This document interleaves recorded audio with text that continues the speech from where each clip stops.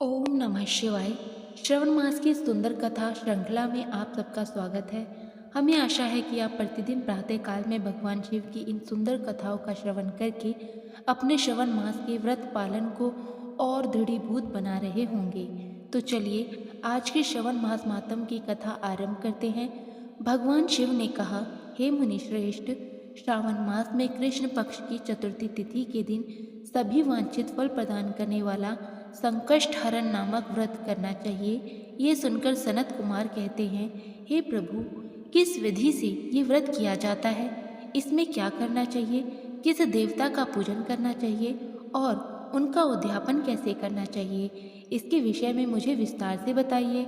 और उसके बाद भगवान शिव श्रवण मास के कृष्ण पक्ष की चतुर्थी तिथि के दिन आने वाली संकष्टी चतुर्थी के व्रत के विषय में संपूर्ण जानकारी देते हैं।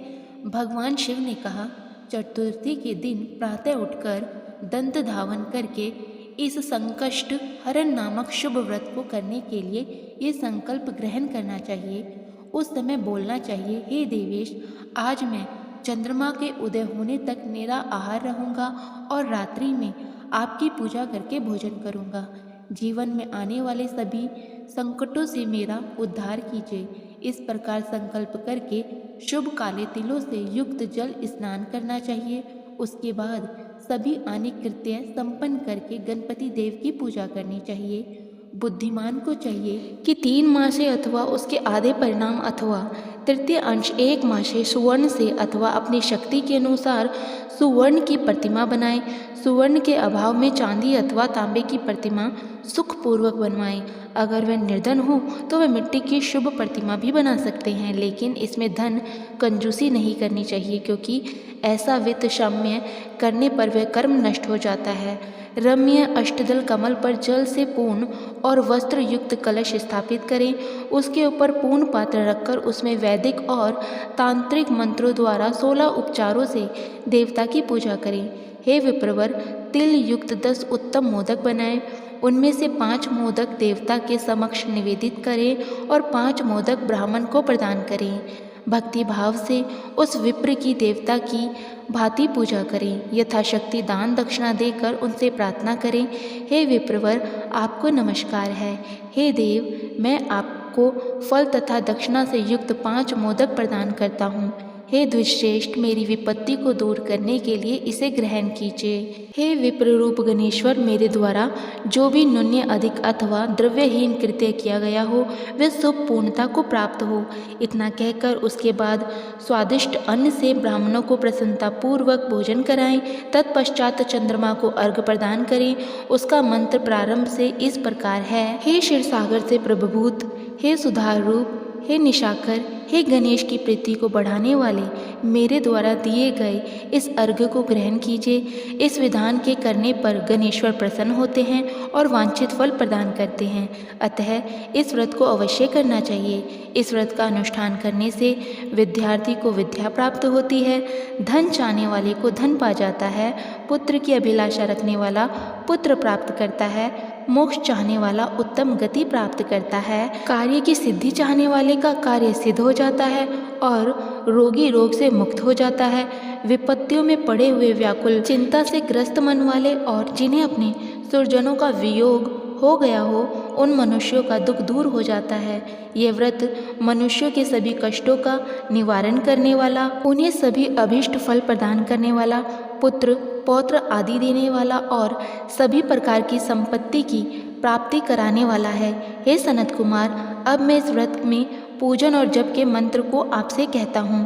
प्रण के बाद नमः शब्द लगाकर बाद में हरम्ब मद मोदित और संकष्टसाय निवारण इन शब्दों का चतुर्थी अंत जोड़कर पुनः अंत में स्वाहा प्रयुक्त करके इस 21 वर्ण वाले मंत्र ओम नमो हरम्बाय मद मोदिताय संकष्टसाय निवारणाय स्वाहा इस प्रकार बोलना चाहिए। बुद्धिमान व्यक्ति को चाहिए कि इंद्र आदि लोकपालों की सभी दिशाओं में पूजा करे। अब मैं मोदकों की दूसरी विधि आपको बताता हूँ। पके हुए मूंग और तिलों से युक्त घृत में पकाए गए और गिरी के छोटे छोटे टुकड़ों से मिश्रित मोदक गणेश जी को निवेदित करें।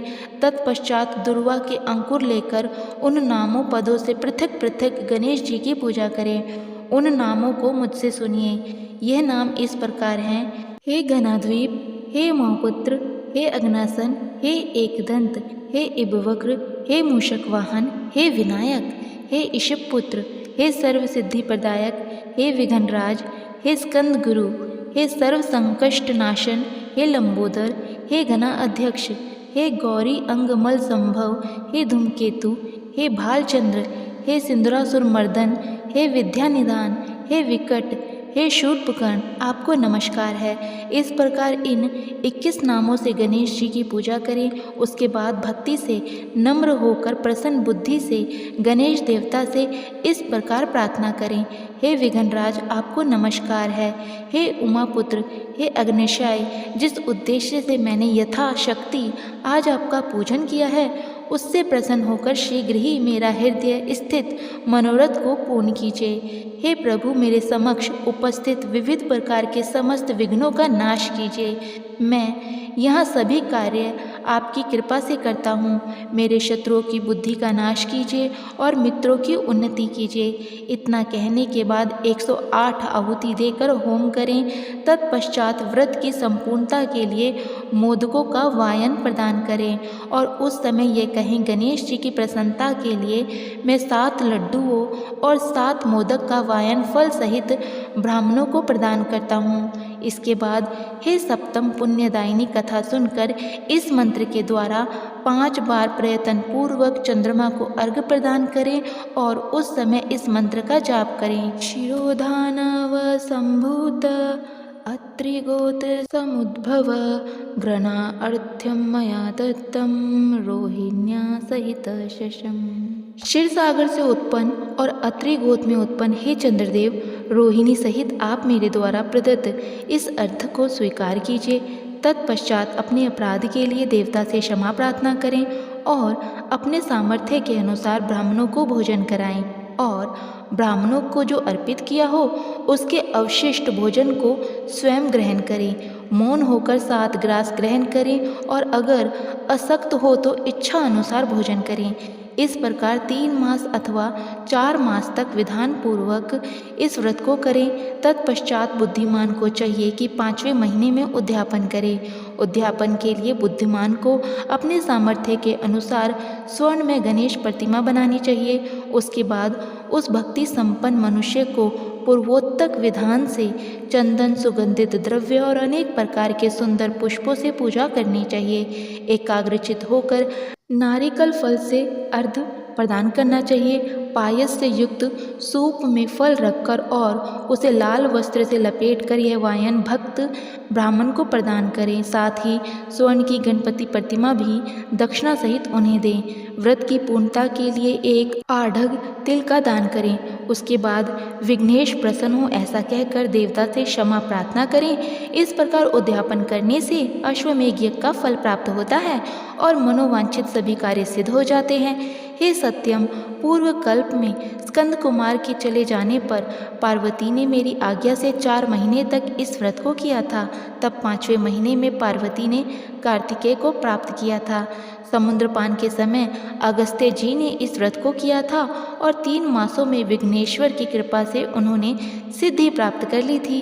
हे विपेंद्र, राजा नल के लिए दमयंती ने 6 महीने तक इस व्रत को किया था और तब नल को खोजती हुई दमयंती को वह मिल गए थे।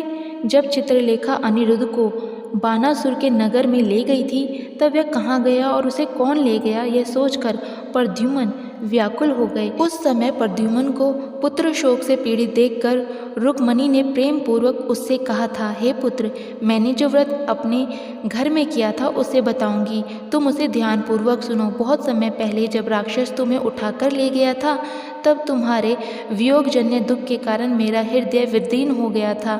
मैं सोचती थी कि मैं अपने पुत्र का अति सुंदर मुख कब देखूंगी। उस समय अन्य स्त्रियों के पुत्रों को देखकर मेरा हृदय विदीर्ण हो जाता था कि कहीं अवस्था सामने से ये मेरा पुत्र तो नहीं है। इसी चिंता में व्याकुल हुई मैंने अनेक वर्ष व्यतीत कर दिए और तब देवयोग से लोमश मुनि मेरे घर पर आए। उन्होंने सभी चिंताओं को दूर करने वाला संकष्ट चतुर्थी का व्रत मुझे विधि पूर्वक बताया और मैंने 4 महीने तक उसे किया। इसके प्रभाव से तुम शम्रासुर को युद्ध में मारकर आ गए थे।